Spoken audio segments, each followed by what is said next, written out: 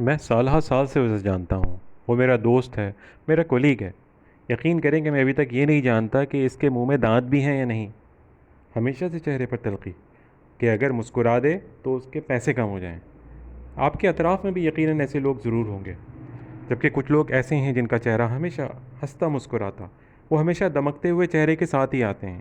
اگر وہ ٹیچر ہوں تو تازہ خوشباش چہرے کے ساتھ طلبہ کے سامنے آتے ہیں۔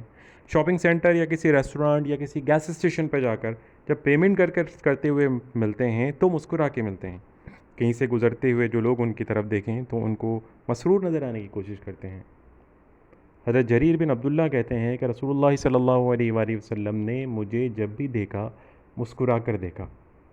آپ بھی کسی محفل میں شرکت کرتے ہوئے کسی سے ہاتھ ملاتے ہوئے چہرے پر مسکراہٹ لائیں، کہ مسکراہٹ زندگی کی علامت ہے اور مشکل چیزوں کو آسان کر دیتی ہے۔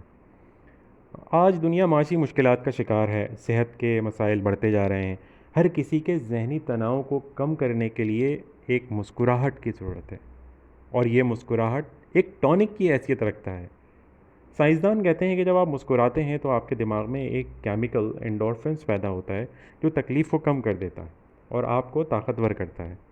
آپ نے یقیناً بچوں کو دیکھا ہوگا، ایک تحقیق کے مطابق ایک بچہ دن میں 150 مرتبہ ہنستا ہے، جبکہ بالغ انسان ایک دن میں 15 مرتبہ سے زیادہ نہیں مسکراتا۔ یہی وجہ ہے کہ بچے بڑوں کے مقابلے میں کئی گنا زیادہ خوشی محسوس کرتے ہیں۔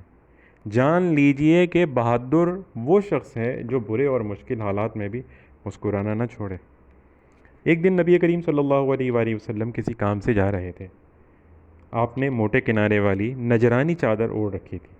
راستے میں ایک اعرابی آیا، آپ کے پیچھے چلتا ہوا آیا اور چادر کو پکڑ لیا۔ اس نے شاید آپ سے ملنے کی کوشش کی اور چادر کو کھینچا۔ راوی بتاتے ہیں کہ چادر کو اس شدت سے کھینچا کہ نبی کریم صلی اللہ علیہ وآلہ وسلم کی گردن پر رگڑ کے نشان پڑ گئے۔ آپ کیا سمجھتے ہیں کہ وہ شخص کیا چاہتا تھا؟ شاید اس کا گھر جل رہا تھا، کوئی ایمرجنسی میں تھا، یا اس کے قبیلے پر کسی دشمن کے حملے کا اندیشہ تھا؟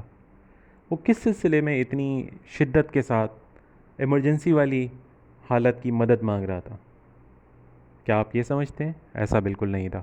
اس نے اللہ کے نبی سے مال کا سوال کیا کہ آپ کے پاس جو مال ہے اس میں سے مجھے بھی کچھ دیں۔ اللہ کے نبی مضبوط اعصاب کے مالک تھے، مشکل حالات میں بھی مسکراتے تھے۔ آپ نے مڑ کر دیکھا اور مسکرا دیا، پھر حکم دیا کہ اسے کچھ دیا جائے۔